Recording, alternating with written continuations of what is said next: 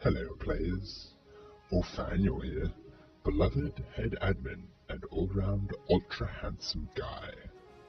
This is an exciting time for us, an aspect of our server which has always been somewhat fiddly, and for many players a barrier to being able to fully enjoy the game, has finally been addressed. I am, of course, talking about the rules for shipyards. The new blueprint system will allow you all to have more ships in your catalogue. First of all, the faction catalogue. You can forget about that. That's gone. Second of all, any kind of limit on the number or the size of your catalogue slots. Forget about that too. I'm sure at this point you must all think me quite mad. There is, however, a catch. To gain a catalogue slot, some conditions must be met. This is meant as the meat and gristle of the new system. And I will go over this now, so pay attention. The crux of it is that every ship you wish catalogue for your faction must have a gantry with a copy of that ship docked there. This parked ship must be absolutely and completely inactive and off limits. You can see already that this is a sort of control for cataloguing your biggest ships, as you must, essentially, build the ship twice in order to get one that you can use. There is largely the basis for these rules. We do not limit the size that you can catalogue, because the bigger the ship, the more blocks are tied up, the larger the gantry, and the possibility always exists of theft, sabotage, or simple destruction. Further rules to refine the system are as follows. The ship to be catalogued must be completely inactive, as stated. No AI can be on, no turrets active. A shipyard is defined as any station that contains the gantries to hold catalogue ships. A gantry is defined as the dock itself that can be catalogued ships have parked on. It's just a big hangar, basically. A gantry must look sufficiently like a production bay or similar system. This will be judged by the admins upon cataloguing the ship, which itself must look sufficiently good to be worthy.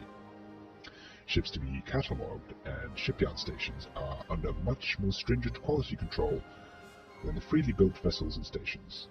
There are plenty of skilled shipwrights and builders available to assist you should you prove unable to meet the standards. The shipyard itself, as said, any station with a gantry, cannot be in the same system as the faction's home base, and obviously cannot be the home base itself.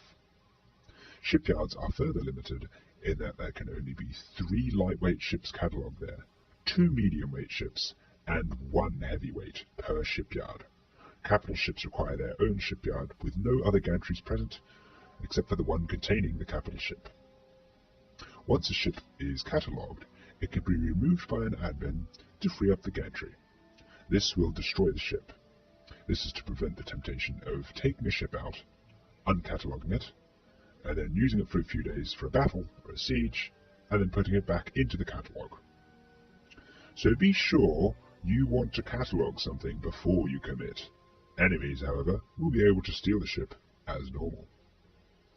Which neatly brings me to the next segment. Ships can be attacked while in the gantry. In this way they can be damaged, stolen, or destroyed. Any kind of change to a ship in the gantry should be reported to an admin.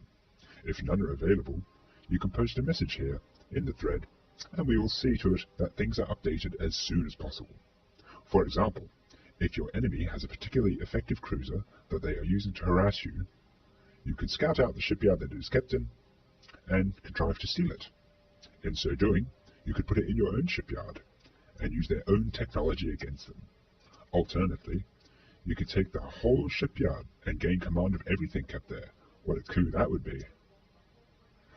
This system is not foolproof, of course, and as of now, it is brand new and untested. Trying to exploit it in some way will, as always, lead to heavy punishment. An example would be, in a shipyard housing a dreadnought came under attack.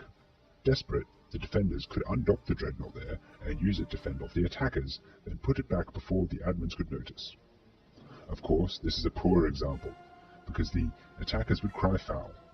Consider then the dreadnought being used to attack a fleet further out. There would be no way for the victims to know that it was the one docked at the shipyard, especially if the perpetrators were canny enough to change the name for the duration.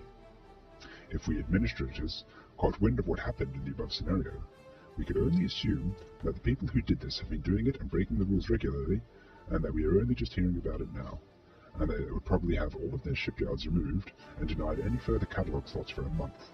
We take violations and obvious loopholes very seriously, but of course, no one is going to do these naughty things, because you are smart and cool people. And there it is. No doubt some tweaks will be necessary. This is not usual with such matters.